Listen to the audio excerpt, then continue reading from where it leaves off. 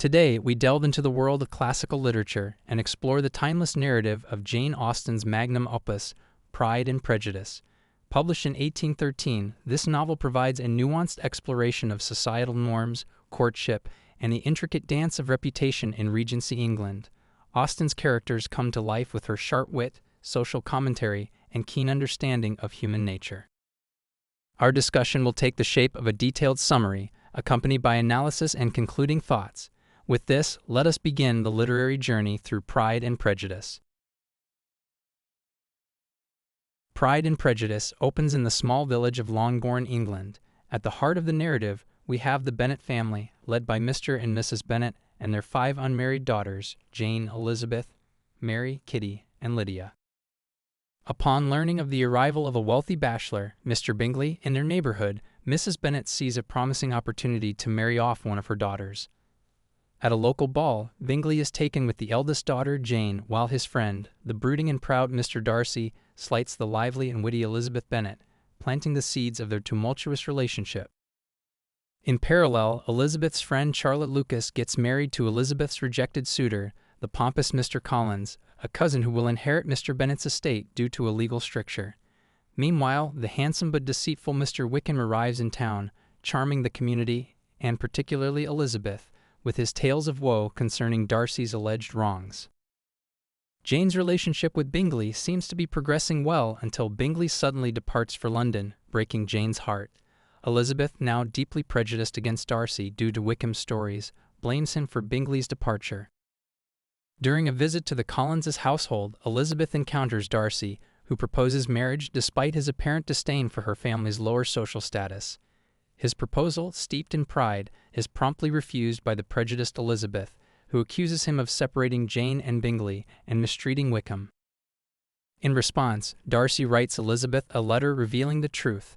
Wickham, he explains, had attempted to elope with Darcy's young sister, Georgiana, for her fortune, and that he, Darcy, had advised Bingley against marrying Jane, thinking her indifferent. This truth forces Elizabeth to reassess her judgments. Elizabeth's youngest sister, Lydia, elopes with Wickham, causing a scandal that threatens to ruin the Bennet family's reputation. Darcy intervenes to save the day, arranging the marriage of Wickham and Lydia and settling Wickham's debts. Meanwhile, Bingley returns to his estate near Longbourn and renews his courtship of Jane. Elizabeth learns of Darcy's role in this as well as his intervention in Lydia's crisis, further changing her opinion of him. In the final stretch of the novel, both couples overcome societal and personal obstacles.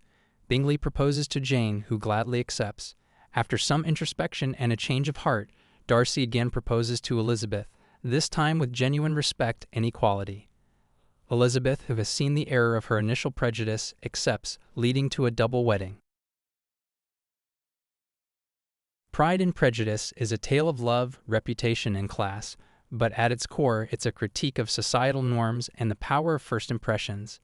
The main characters, Elizabeth and Darcy, embody the titular traits of pride and prejudice.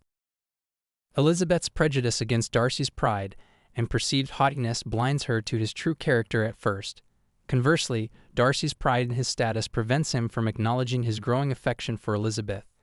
Their eventual realization of their mistaken first impressions forms the crux of the narrative. Austen also uses the parallel romantic arc of Jane and Bingley to contrast with Elizabeth and Darcy's relationship.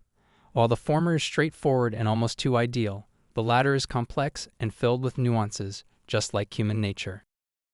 Through various characters and their marriages, Austen criticizes the necessity of marriage for social status and economic security, particularly for women. While Lydia's marriage is the result of reckless passion, Charlotte's is a purely practical arrangement. In contrast, Elizabeth and Jane marry for love, despite the societal hurdles they face. In conclusion, Pride and Prejudice is not just a love story. It's a keen commentary on the socio-cultural norms of the time, exploring the themes of pride, prejudice, love, marriage, and societal expectations. Its enduring popularity attests to its timeless appeal and relevance, even in modern times. With this, we end our in-depth exploration of Jane Austen's Pride and Prejudice. I hope this journey through the pages of this classic novel has provided you with a better understanding of its themes, characters, and enduring appeal. Before we part, remember, literature is a treasure trove of wisdom waiting to be uncovered. Each book is a journey into different times, places, and perspectives. So let us continue our literary explorations together. If you enjoyed this video, please consider subscribing to our channel for more insightful discussions on classical and contemporary works of literature. Until our next literary adventure, happy reading.